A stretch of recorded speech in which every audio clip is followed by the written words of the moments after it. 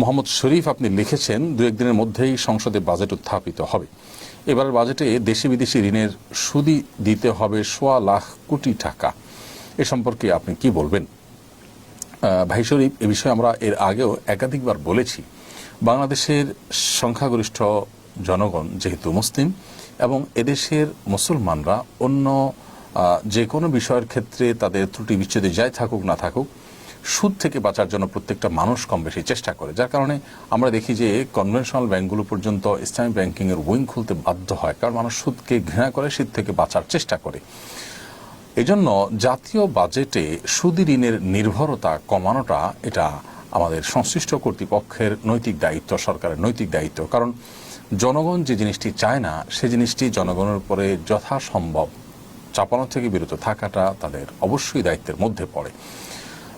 বিধায় আমাদের জাতীয় বাজেটে এই সুদি ঋণের নির্ভরতাটা কমাতে হবে এবং সেটার জন্য আমরা এর আগে বলেছি যে সংশ্লিষ্ট বিষয় বিশেষজ্ঞরা তাদের মতামত দিবেন। আমরা আমাদের ক্ষুদ্র জ্ঞান থেকে, আমাদের একজন দেশের নাগরিক হিসাবে যে বক্তব্য আছে সেখান থেকে আমরা বলতে চাই যে বহু খাত আছে যে খাতগুলোতে আসলে কৃচ্ছতা সাধন করলে, অপচয় বন্ধ করলে আমাদের অনেকখানি সুদি ঋণের উপর নির্ভরতা কমানো যাবে।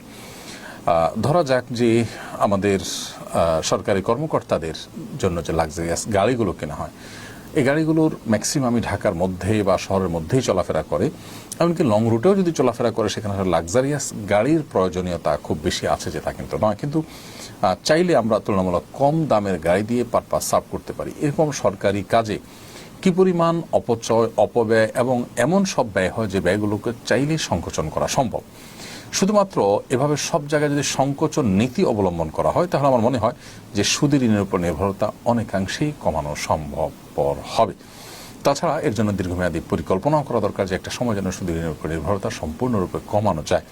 আল্লাহ রাব্বুল আলামিন সংশ্লিষ্টদেরকে সেই তৌফিক দান করুন। আমাদের সবাইকে, প্রত্যেকের যার যার জায়গা থেকে সুদ থেকে মুক্ত থাকার জন্য আমাদের ব্যক্তিগত পর্যায়ে, রাষ্ট্রীয় পর্যায়ে যার যার জায়গা থেকে যার যার করণীয় আছে, সংশ্লিষ্ট সবাই যার যার দায়িত্বগুলো আমরা পালন করবো। আল্লাহ তাআলা আমাদেরকে তৌফিক দান করুন।